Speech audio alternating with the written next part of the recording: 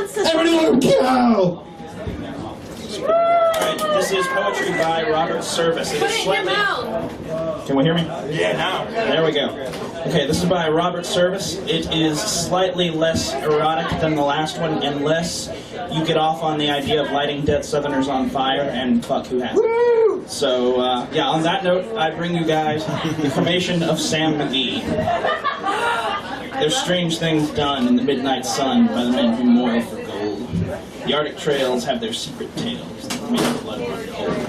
The northern lights have seen strange sights. The strangest they ever did see was that night on the marge of Lake LaBarge when I cremated Sam McGee. Now, Sam McGee was from Tennessee, where the cotton blooms and blows. Why he left his home in the south to roam around the pole, God only knows. He was always cold, but the land of gold seemed to hold him like a spell, though he'd often say, in his homely way, that he'd sooner live in hell.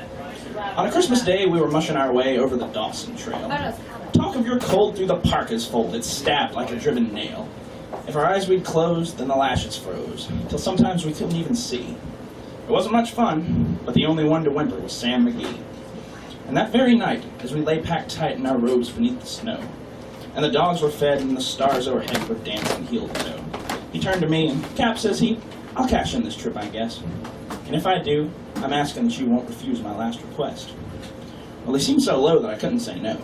Then he says with a sort of moan, "It's the cursed cold, and it's got right hold till I'm chilled clean through to the bone. Yet tain't being dead, it's my awful dread of the icy grave that pains. So I want you to swear that foul or fair, you'll cremate my last remains." Now, Pal's last need is a thing to heed, so I swore I would not fail. And we started on at the streak of dawn, but God, he looked ghastly pale.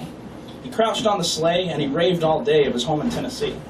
And before nightfall, a corpse was all that was left of Sam McGee.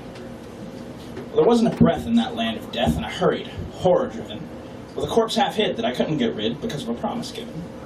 It was lashed to the sleigh, and it seemed to say, "You may tax your brawn and brains, but you promised true, and it's up to you to cremate those last remains." Well, promise made is a debt unpaid, and the trail has its own stern code. In the days to come, though my lips were dumb, in my heart how I cursed that load.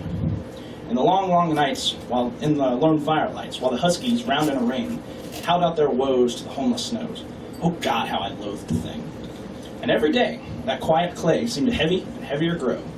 And on I went, though the dogs were spent and the grub was getting low.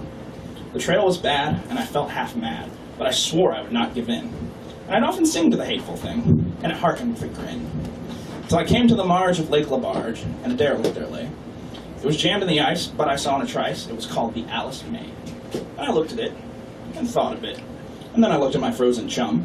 "And here," says I with a sudden cry, "is my crematorium." Some planks I tore from the cabin floor, and I lit the boiler fire. Some coal I found that was lying around, and I heaped the fuel higher. The flames just soared, and the furnace roared, such a blaze you seldom see. Then I burrowed a hole in the glowing coals, and I stuffed in Sam McGee. And I took a hike, for I didn't like to hear him sizzle so. And the heavens scowled, and the huskies howled, and the wind began to blow. It was icy cold, but the hot sweat rolled down my cheeks, and I don't know why.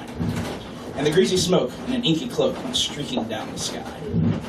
I do not know how long in the snow I wrestled with grisly fear, but the stars came out and they danced about ere again I ventured near. I was sick with dread, but I bravely said, "I'll just take a peek inside. I guess he's cooked, and it's time I looked." Then the door I opened wide, and there sat Sam, looking cool and calm, and the heart of the furnace roared. He wore a smile you could see a mile, and he said, "Please close that door. It's fine in here, but I greatly fear you'll let in the cold and storm. Since I left Plum Tree down in Tennessee, it's the first time I've been warm." There's strange things done in the midnight sun by the men who moil for gold. The Arctic trails have their secret tales that would make your blood run cold. The northern lights have seen strange sights, but the strangest they ever did see was that night on the marge of Lake LaBarge when I cremated Sam McGee.